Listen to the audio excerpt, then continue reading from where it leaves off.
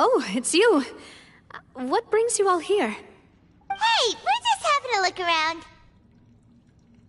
I'm here to update myself on how things are going here. Oh, the Fatui are here too!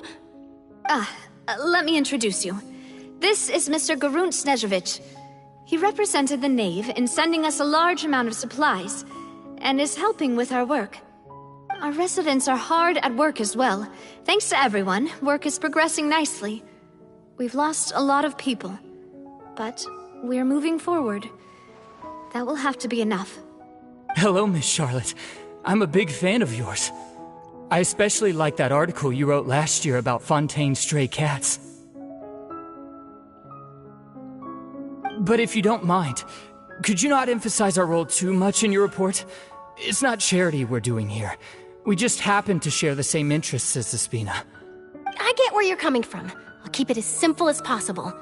Or would you be willing to feature as friendly neighbors? That would be fine. Thanks! Oh, you're back too. How are things? We finished laying down the construction materials. It'll be another hour before the workers are able to go over there. Huh? You're here too, Clarant? Well, her reputation's greatly risen after that whole duel business with Miss Farina. So she's here in Poisson to wait out the heat. All right. She really came here to help me out. There's too much to consider in the reconstruction of Poisson. The Spina has need of more decision-makers. And, well, I do already happen to be connected to Mr. Callis. Oh, wait just a moment. Do you mind me asking a few questions? You know, about how you felt before the duel, about what it was like facing down a god.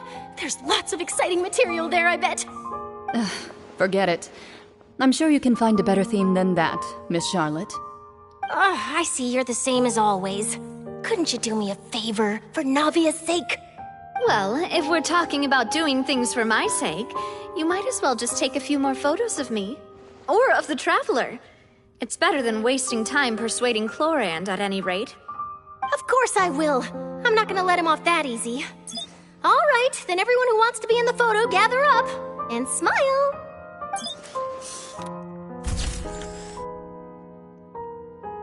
How did it go? Was it a good shot? Did Paimon look cute in it?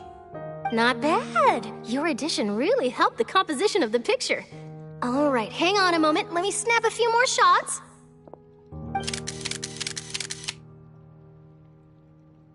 All right, that should do it. I'll be back here later anyway, so let's call it a day.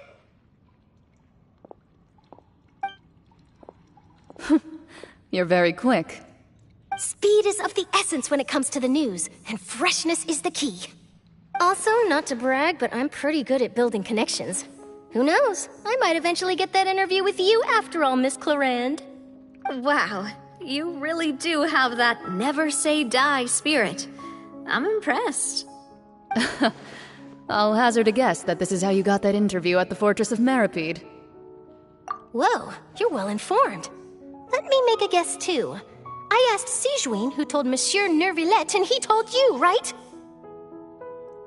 That's a very complete information chain.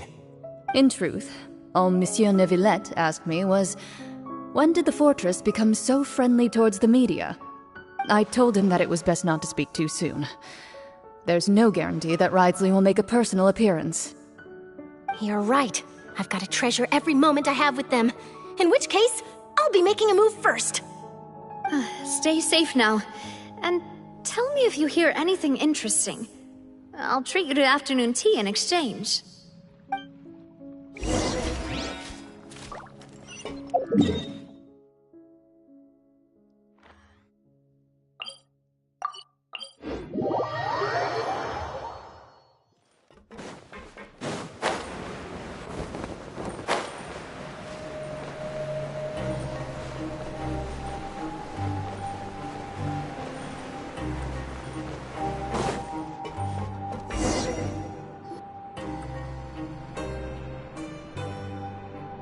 Wow, guess we're here again, huh?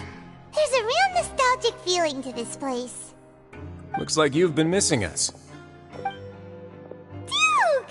Did you come all the way to the entrance to greet us? Of course. I'm here to welcome you and our dear Miss Charlotte, whom our good head nurse recommended to me. It's an honor to finally meet the much-rumored Duke. Thank you for consenting to my visit to the fortress, sir. No need to thank me. But that said, I shouldn't be the focus of your interview. I trust you recall our agreement? Of course, of course. All right then, this way.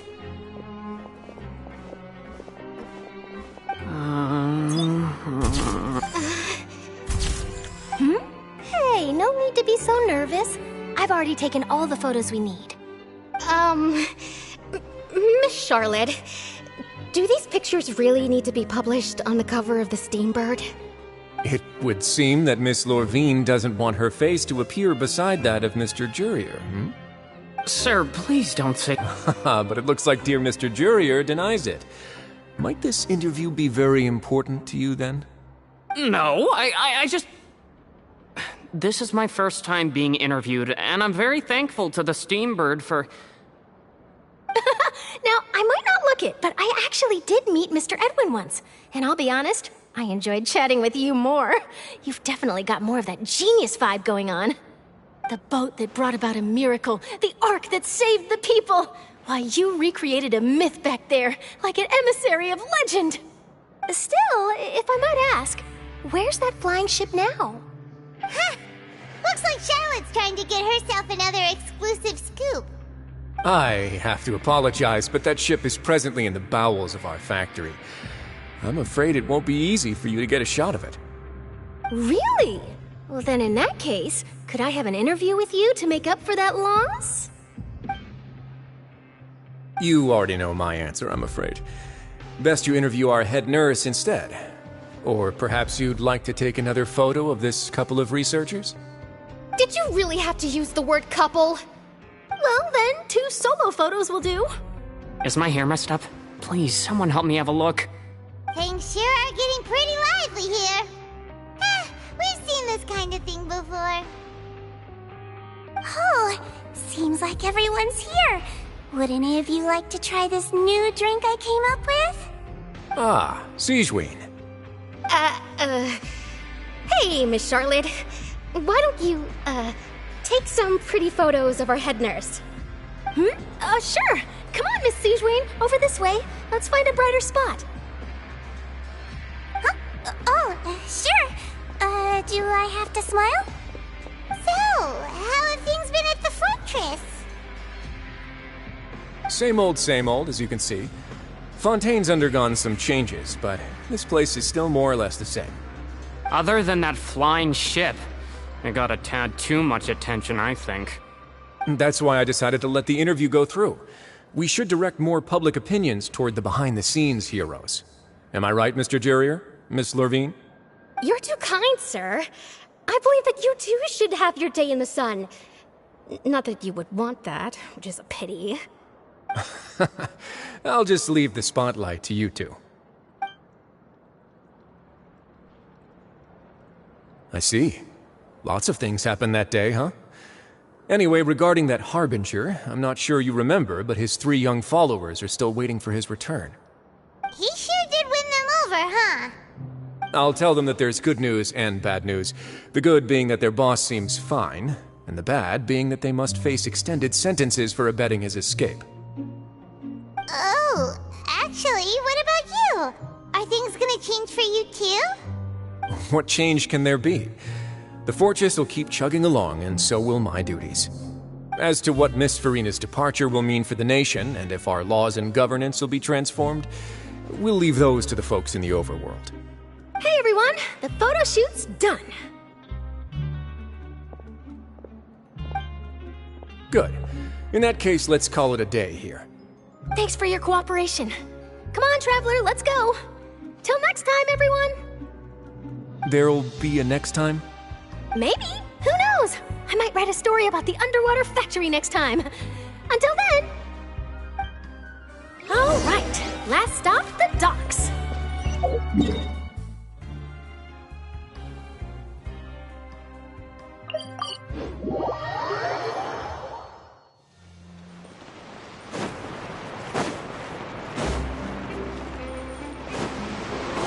behind schedule.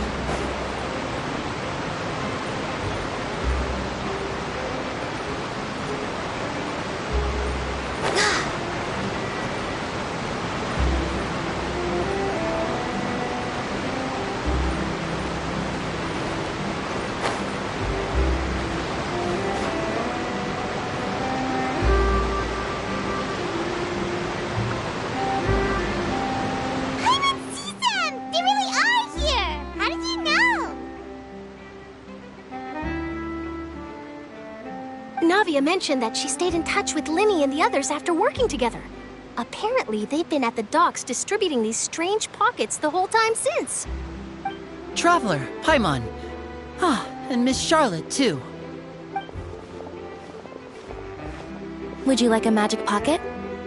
What sort of gadget is it? It's a wondrous bag that can be used to carry many things. The water level has returned to normal, but if you see any of your things floating around, you can use this to carry them. Or you could trick a friend into doing it for you. Trick a friend? I wonder which of my friends would fall for that.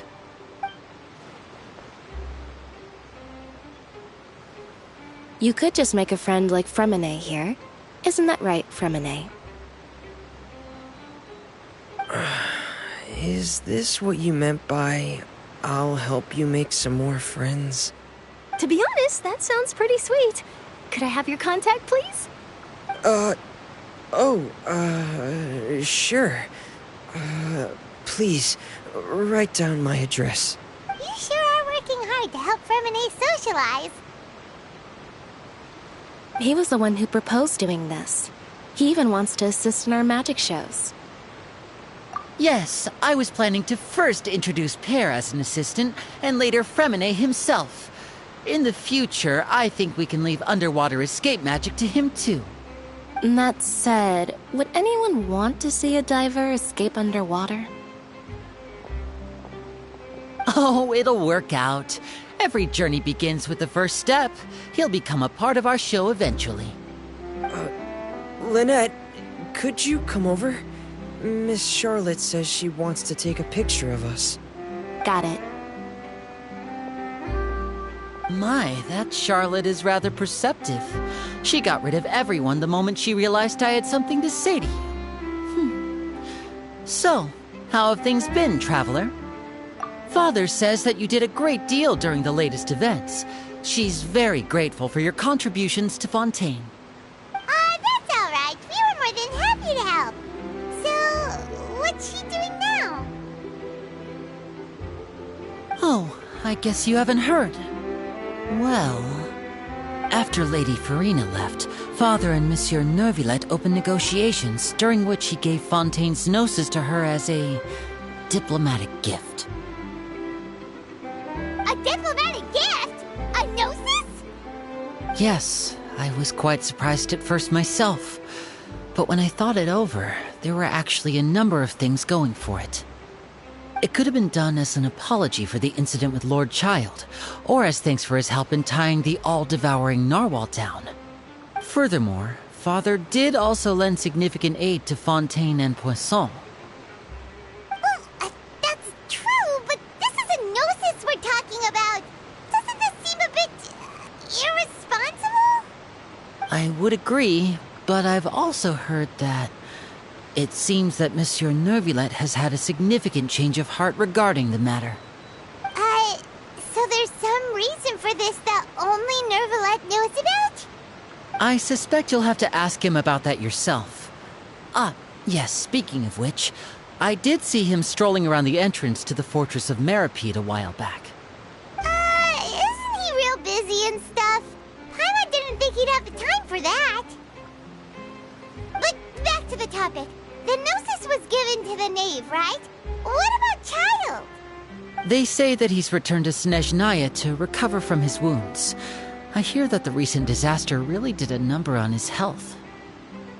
That's true. When you think about it, we've had loads of run-ins with the Fatui. To think we'd be allied with them this time. So shocked by such a simple switching of sides?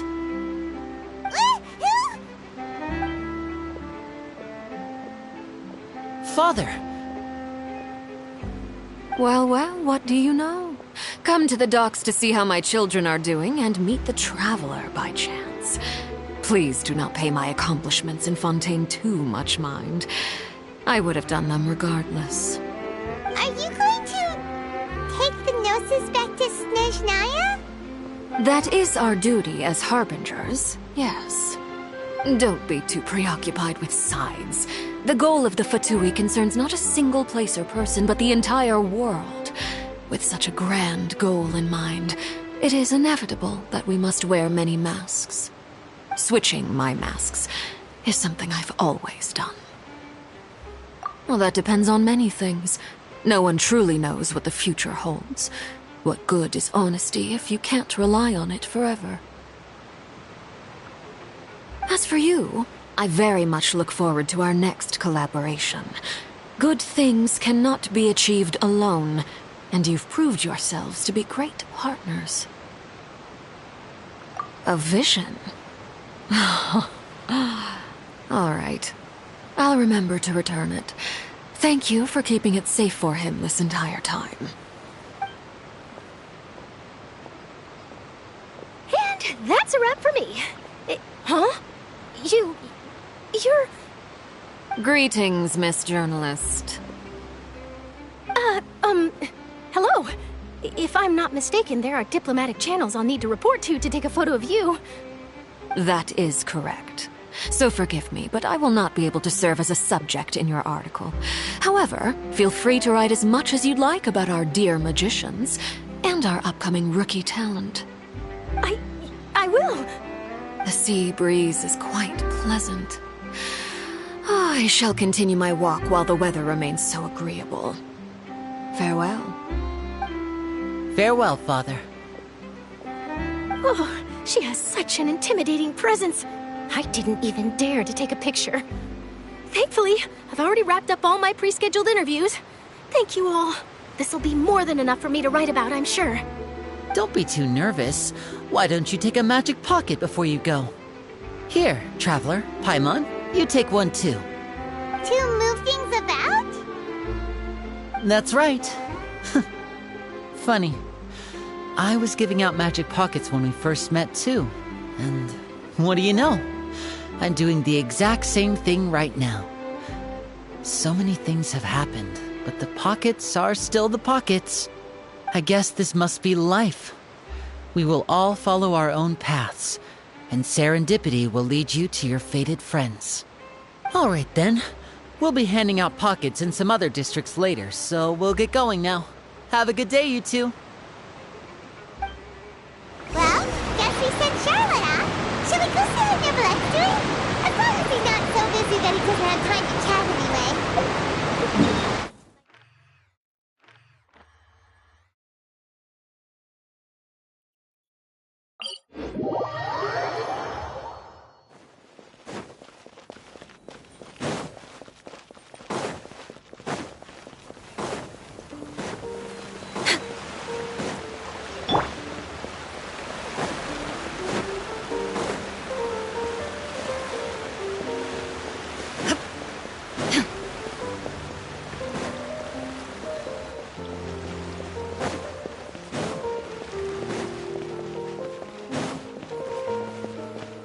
Entrance to the fortress!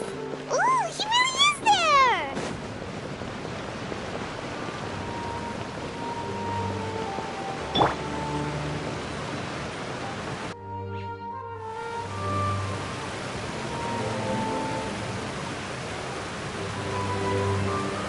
So, you really are here, Niblette! Kinda didn't think you were going to have free time this hour of the day. Really? Oh, I suppose you must have met Mr. Linney. He took the time to greet me earlier when he passed this way. In any case, you came at a good time. I was just considering reaching out to you to set up a meeting, so I may explain some things that I haven't had the time to before. Aw, Paimon's glad that you remembered. Thank you for keeping us on your mind, what with you being busy and all. Alright, let's have it then. How was Fontaine actually saved? The whole business is still quite the mystery to us. It is strange how words can often leave a bitter taste in the mouth when it finally comes time to say them out loud.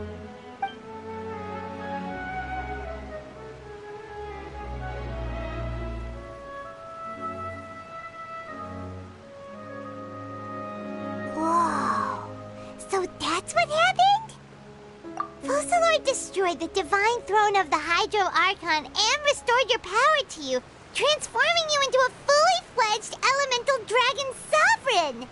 But Paimon still doesn't quite get what you did to save the Fontanians from dissolving. For me, the authority of the ancient dragons refers to absolute control over the hydro element. Fontanians were incomplete humans born of Egeria's use of the power of the primordial sea, with constitutions similar to that of mimics. But so long as those primordial energies remain within them, I could use the ancient dragon's authority to grant them true blood, after the fashion in which life was first brought into being on this planet. In other words, when I gave my verdict, Fontanians became true humans, and thus would naturally no longer be dissolved by water from the primordial sea. Fossilor must have counted on you to make that decision as well. Your verdict was the key to making the prophecy appear to have come true while saving everyone. Yeah, and in a manner of speaking, Fossilor finally managed to fulfill the original Hydro Archon's wish to turn Oceanids into real people too! It seems from your expressions that you still have more things you wish to ask. Ask away. I will tell you the truth as I know it. I have investigated his case along many avenues, and I have learned that he once fell into an unknown chasm when he was young. There, by chance, he awakened the all-devouring narwhal. But whether it be by sentiment or reason, that should not have been enough to consider him the root cause of the disaster. At most, he would have had tangential liability. As for the judgment passed by the Oratrice during the trial, whether it was due to that liability by association, or Fossilor deliberately using him to buy time for us on the assumption that he would be able to hold the creature off, I cannot say. Guess Fossilor had Fontanians in mind the whole time. In the end, it was thanks to her that they finally became real humans. Hang on a second. Paimon certainly got another question. Back when Fontanians hadn't yet become real humans, were the children they had also transformed Oceanids? Life has always flowed like water. Do you recall how Fontanians would often come to the Fountain of Lucine to pray for children? Yeah, Lynette said the fountain is where all the waters in Fontaine converge. In truth, even those couples did not know that such prayers were no mere custom, but instead a form of ritual. Those Oceanids who were blessed within the spring water would later descend as new humans in the coming months. Paimon sorta gets it now. Either way, seems like this ritual won't be of any further use, but it'll probably live on as a local custom. Ask away. I will tell you the truth as I know it. Yeah, about that. Risley said Farina has already left. What's that all about? Ah, Lady Farina. The people are only aware that her death sentence has not been carried out. She abdicated the post of Hydro Archon and left affairs related to that title to me, before leaving the Opera House. I related Fossilor's words to her faithfully and completely. After hearing them, she seemed neither saddened nor comforted. She simply said that she was tired and needed to rest. Having said that, she then packed her things and moved out of the Opera House, not unlike how an ordinary person might. But she's still got a place to stay, right? You need not worry. I will make arrangements to ensure that she will not want for food, clothing, board, or travel. In truth, I am somewhat happy for her. The wear and tear on her spirit will, of course, take time to heal. But now that she no longer has to play the role of Fossilor the Hydro Archon, she can finally lay down her burdens and lead a normal life. What about you then? What are your plans now that you've regained your full powers as the Hydro Dragon? After Fossilor passed on, the Oratrice also ceased to function. This matter will directly affect our trials. After much careful consideration, I've decided to take over its role in our courts.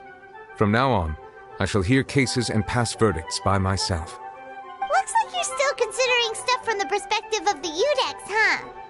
As an elemental dragon, there are indeed many things that I must do. But this power and this duty, in a manner of speaking, you could say that both were granted to me. As such, before I attend to my other responsibilities, I must first and foremost continue to serve Fontaine as its highest judge. The duty of the Hydro Sovereign and the duty of the Udex shall coexist within my person. Additionally, the Hydro Archon's departure has brought about another problem, which is that the Opera House shall no longer produce indemnitium. That's true. That power was derived from the people's faith in the Hydro Archon, wasn't it? Wait, but the various mechs and machines in the city are all still okay. Where are they getting their energy from? As I am now, I have full command over New Musia, and it can serve as a complete substitute. Another reason why I cannot quite leave Fontaine immediately. Wow. This ancient dragon's authority stuff is really quite useful, huh? Ask away. I will tell you the truth as I know it. Oh, that's right! They say you've given it to the knave as a diplomatic gift or something! Leaving aside their intentionality, the two Fatui Harbingers have indeed done much for us during this crisis. Their sole remaining goal in Fontaine, at least at this point, would seem to be the Gnosis. The Oratrice has ceased to function.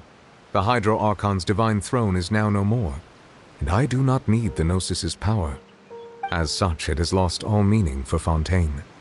If the Fatui have impure designs, then we might as well accede to their request now, and avoid unnecessary conflict.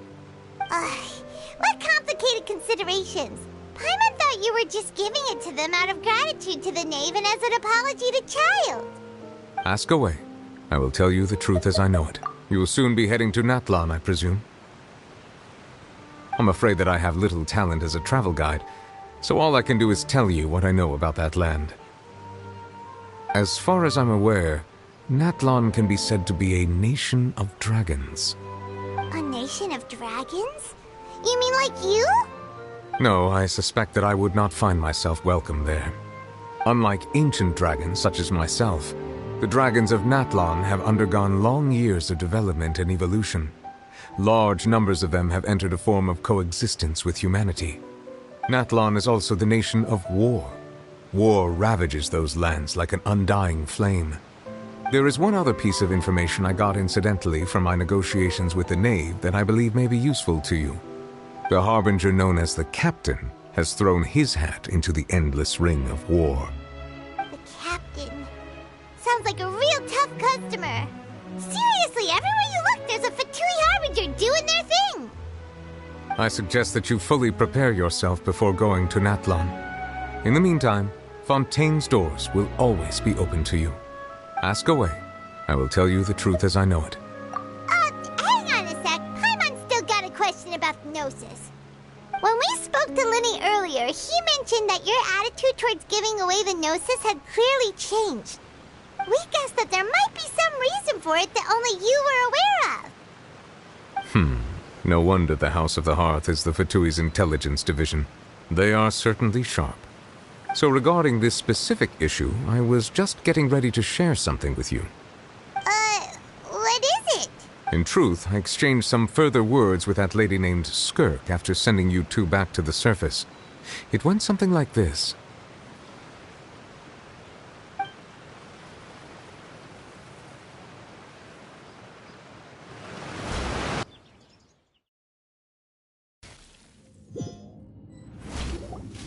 Well, we're going to head topside to see what's going on. You hurry over soon as well, all right, Nervalet?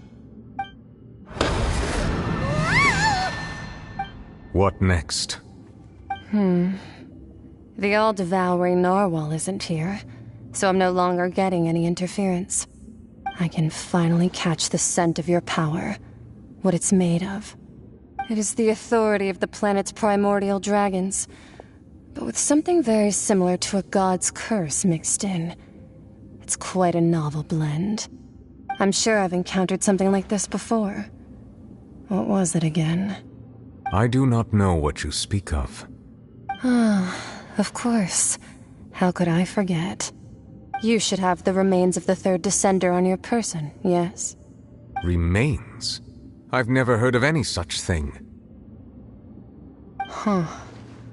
According to your parlance, I believe it may be called a gnosis. Well, that much is true. After Focalor's divinity faded, she handed her gnosis to me. But I fear I have never heard of it described in the manner that you just did. I've been training with my master, the Foul, ever since I was young, and I have never returned to the surface since. So most of the information I possess, I got from him. It is only natural for those who are greater than humanity to possess a different sort of common sense, which is why there are so many problems in our attempts to communicate with humans. Regardless, you should probably get rid of objects of misfortune to prevent any disasters from befalling you. To live in itself is a blessing. But once a person dies, the bonds he once had with this world shall all turn to curses. What do you mean by that? No need to fret. These are just my personal thoughts, and my reason for no longer wishing to return to the surface. This third descender you refer to, who are they? And when did they die? Master never mentioned them to me. Perhaps it just wasn't that important for me to know. If you're interested, though, I could ask him. I'll be sure to pass the answer on to you next time. Next time? You believe we will meet again? I do. Wait. I have a disciple of my own, don't I? He can be the messenger, then.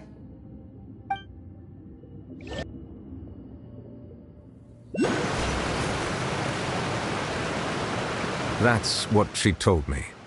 Whether it would prove useful or not, I wanted to pass that information on to you. The remains of the third descender? So that's what the Gnosis actually are. Paimon just thought they looked like chess pieces. How could they be a person's remains? All the same, assuming that there was no misunderstanding or special metaphor at play, that is what she meant to say. And she said that it would bring misfortune and that you should check it, which is why you gave it to the Fatui. If she speaks the truth, then I would simply be putting Fontaine at unnecessary risk by keeping it here.